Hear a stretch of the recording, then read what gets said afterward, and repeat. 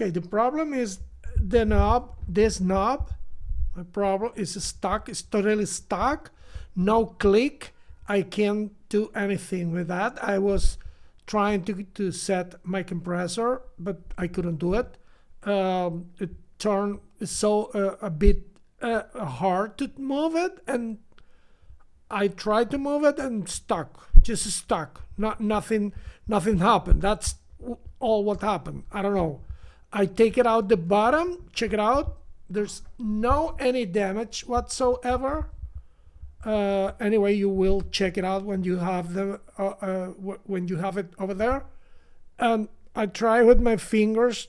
No move. The bottom is completely fine. There's no any accident or something like that. I don't know.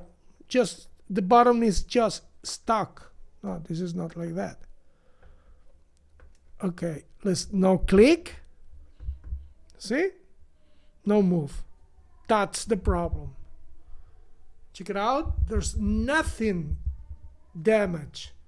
I mean, there's no accident or something. It's some just happened. The quality of that knob is not good in my opinion. But anyway, you will check it out on your place. Bye.